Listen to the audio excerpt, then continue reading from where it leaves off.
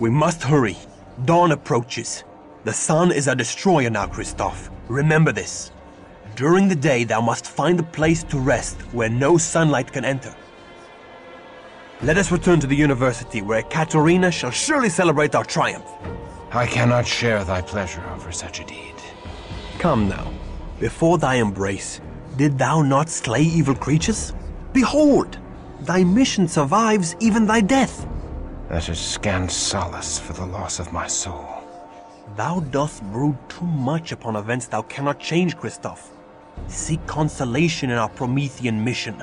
Bury thy woe in the blood-drenched soil of battle. I have found that the fury of war weaves enchantments that soothe even the most troubled heart, kindred and kind alike.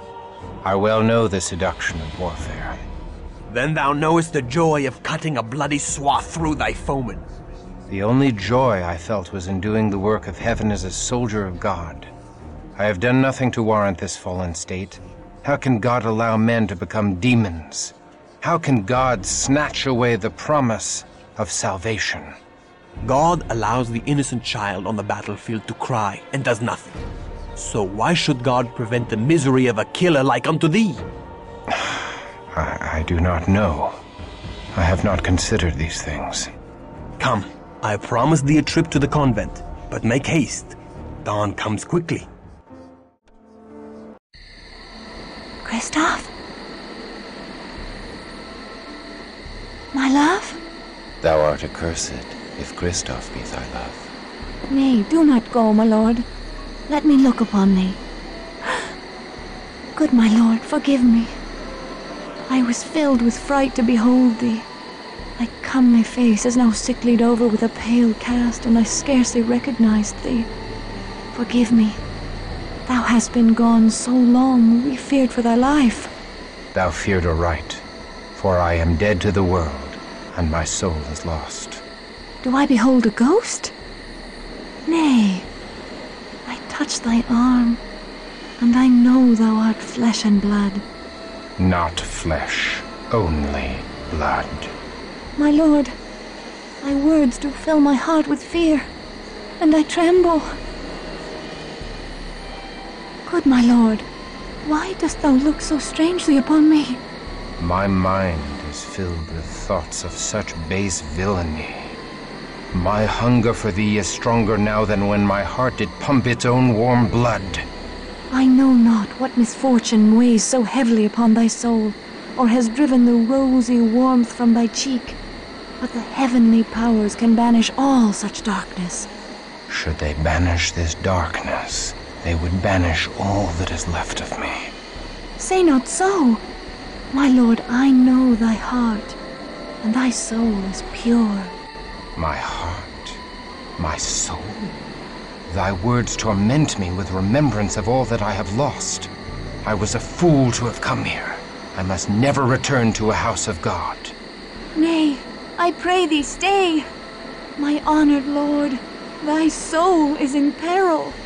My honored lady, my soul is lost. My cause is doomed, and I am damned. I go. I will not look upon thee again. Then I pray thee, my lord, receive this token of me. 'Tis but a small amulet of St. Jude. Thou didst give it me, and it hath soothed the pangs of mine own heart that began when first I beheld thee, and a desperate, hopeless love did grow in my breast. Mayhap it will be some consolation to thy doomed cause. Art thou deaf, woman? My cause is lost! Therefore do I offer thee the amulet of Jude, patron saint of lost causes. Oh. Thou, sweet heavens, guide him.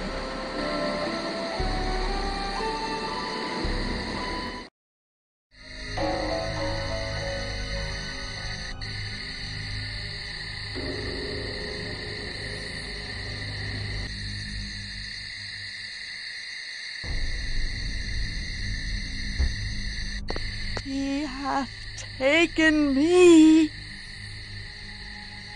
He hath taken the best of me and left nothing but a shell. In his home of bone, in his halls of skin, behind his walls of flesh, he hath taken all I had.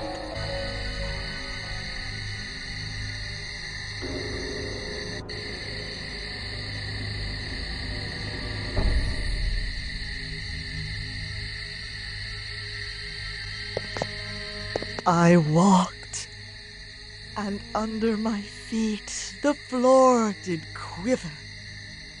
I looked, and beheld that I trod upon the bloated belly of one even more wretched than I. Once I had the faith of an innocent. He did ravage me, and took my faith away into his cathedral of flesh, where the soft and dripping walls swallow all sound, even the sound of my screams. It fed him, and he grows like gel sacks of rot on decaying wood. He grows. He will awaken soon. My innocent faith fed him and made him stronger. Soon he will be strong enough to awaken and defile the purity of the world as he defiled me. My soul is beyond all salvation, and soon all souls will be damned as well.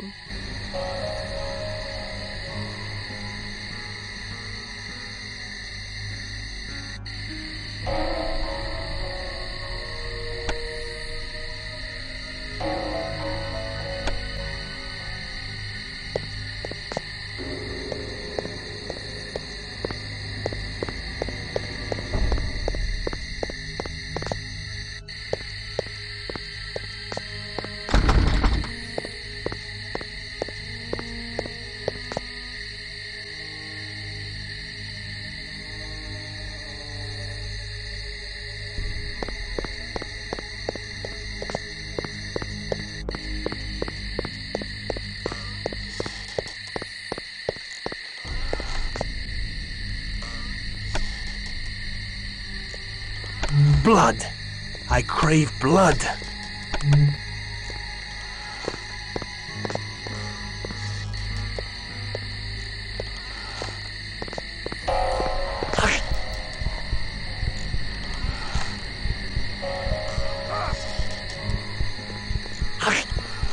Oh.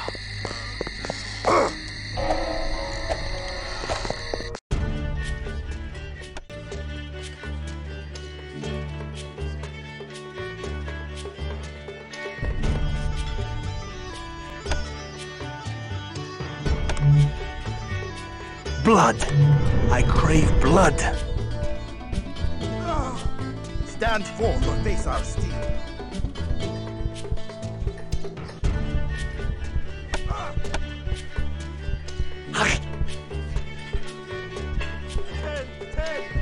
Oh. Who goes there?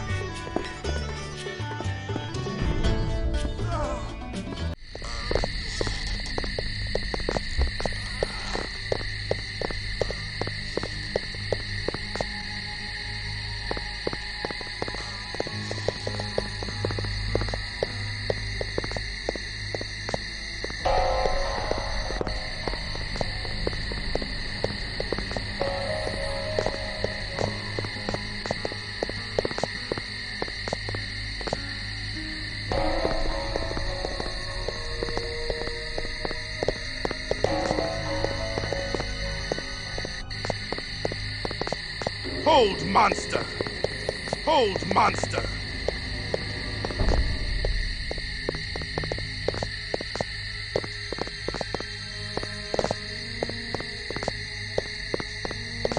Hold, monster! Hold, monster!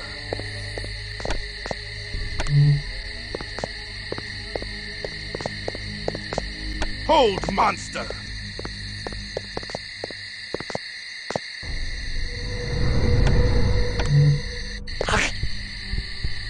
Who goes there?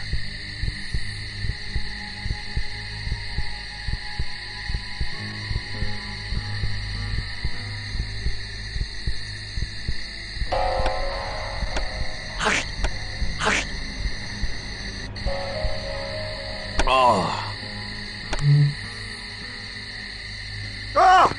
Fiends are loose upon the nighttime streets. Who goes there?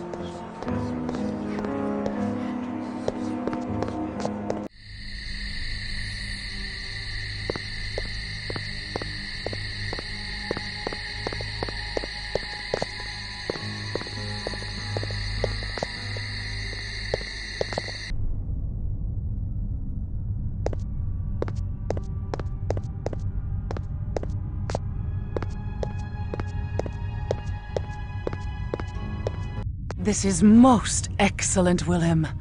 Our alliance with the Cappadocians shall strengthen when I reveal Mercurio's treachery to Garanol. Wilhelm, thou art a Bruja of surpassing splendor. Our grandsire Bruja himself would feel pride at this. In modesty, mistress, I could not have done it without Christoph's aid. He has done well. Christoph performed admirably, my sire. I believe he is ready to know of the oncoming struggle. What struggle is this? The Jihad. The great war of all the vampire clans. The Tzimisce against the Tremere, and us against both. The Tremere? The Tremere were once a house of mages, part of the Order of Hermes. They stole Cain's gift from an ancient of our kind, an antediluvian, one of Cain's grandchildren. They seek to infiltrate and control all the world. They couple the power of Cain with the ways of unspeakable magic. The fiends from the Carpathians, the Tzimisce, are fighting the Tremere even as we speak. the Tzimisce have invaded the ancestral homelands of the Ventru, which puts us in a strange alliance with the very Ventru who destroyed our great city of Carthage. So, we unite with the vampire prince of Prague, the Ventru Rudolf Brandl. For now. Thou hast reason to hate the Ventru as well, Christoph. Thou fell in battle against the pagan barbarians because the Ventru made puppets of thy leaders. The Ventru sent thee into battle to stop their Tzimisce enemies. Most of the barbarians were revenants, ghoul servitors of the Tzimisce. Other clans maintain havens here in Prague. Thou hast met the Cappadocians. The Nosferatu lurk below the graveyard in the northern quarter. Most of King Ottokar's family, the Premisils, are Tzimisce ghouls.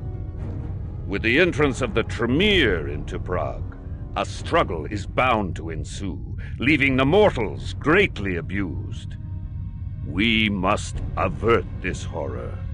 Many in Prague have disappeared, including Bruja. We suspect they fell victim to the Tzimisce fiends or the usurping Tremere.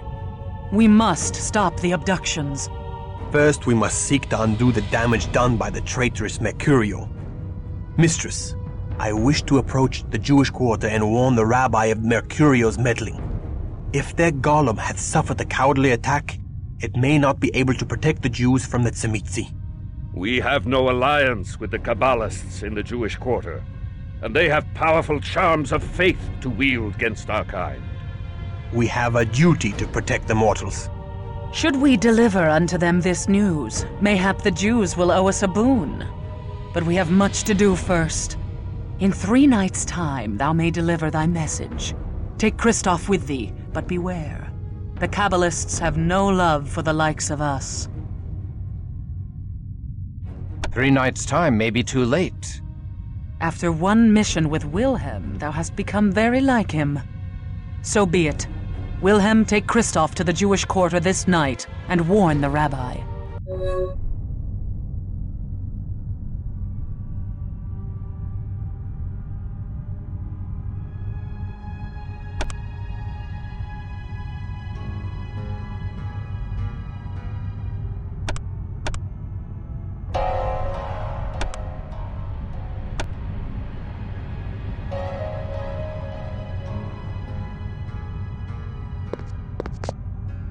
Thou hast not yet completed thy tasks. Go ye hence, Christoph. We shall speak more when thou art ready. Learn thy lessons well.